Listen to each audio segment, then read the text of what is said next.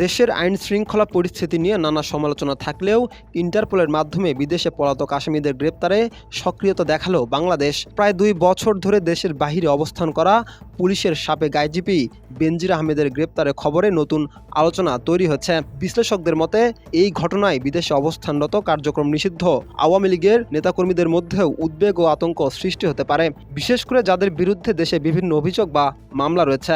24 সালের 5 আগস্টে ছাত্র জনতার গণ অভ্যুত্থানের আগে ও পরে বাংলাদেশ থেকে সাবেক প্রধানমন্ত্রী সহ আওয়ামী লীগের 2000-এর বেশি নেতা মন্ত্রী এমপিরা দেশ ত্যাগ করেছেন, যার মধ্যে কেবল ভারতেই অন্তত 1300-র বেশি নেতাকর্মী আশ্রয় নিয়েছে বলে বিভিন্ন সূত্রে ও সংবাদ মাধ্যমে উঠে এসেছে।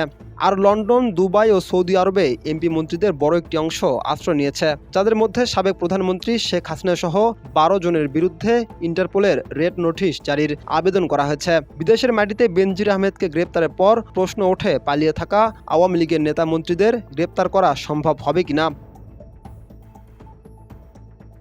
এর জন্য ইন্টারপোলের রেড নোটিশ জারি, অপরাধীদের অপরাধ, সর্বশেষ অবস্থান এবং অন্যান্য বিষয়ে প্রয়োজনীয় তথ্য প্রয়োজন হয়। আর উদ্বেগজনক বিষয় হলো ইন্টারপোল রাজনৈতিক, সেনা সম্পর্কিত, ধর্মীয় ও জাতিগত বিষয়গুলো নিয়ে কাজ করে না।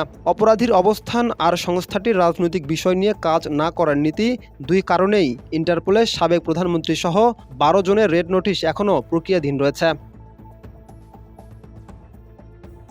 তবে রাজনৈতিক বিশ্লেষকরা বলছেন, সরকারের সদিচ্ছা থাকলে বেনজির আহমেদের মতো পালিয়ে থাকা আওয়ামী লীগের নেতাকর্মীদের বিরুদ্ধে ব্যবস্থা নেওয়া সম্ভব। এটা একটা মেসেজ আমরা আস্তে আস্তে সবাইকে দেশে ফেরত পাঠানোর চেষ্টা করছি। পিছনের ঘটনা অন্যরকম কিছু হতে পারে, কারণ ওখানে তো আরো অনেকে আছে বেনাজির ছাড়া, তাদেরকে কি তারপরে অ্যারেস্ট করে দিয়ে আসবে, কিন্তু আরো তো অনেকে আছে ওখানে।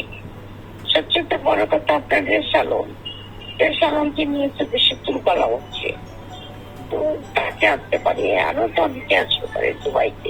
বিদেশে পলাতক অপরাধীদের দেশে ফিরিয়ে আনতে সংশ্লিষ্ট দেশগুলোর পারস্পরিক কূটনৈতিক ও রাজনৈতিক সম্পর্ক গুরুত্বপূর্ণ ভূমিকা পালন করে। পাশাপাশি প্রত্যাপন সংক্রান্ত আইনি জটিলতা, আদালতের দীর্ঘ প্রক্রিয়া এবং বিভিন্ন আন্তর্জাতিক বিধিবিধানের কারণে এ ধরনের উদ্যোগ প্রায়ই দীর্ঘ সময় সাপেক্ষ হয়ে ওঠে। ফলে ইন্টারপোলের সহায়তা গ্রেপ্তার হলেও অনেক ক্ষেত্রে প্রত্যাপন প্রক্রিয়া সফল পরিণতিতে পৌঁছাতে না পারা বা উল্লেখযোগ্য বিলম্বের মুখে পড়ে।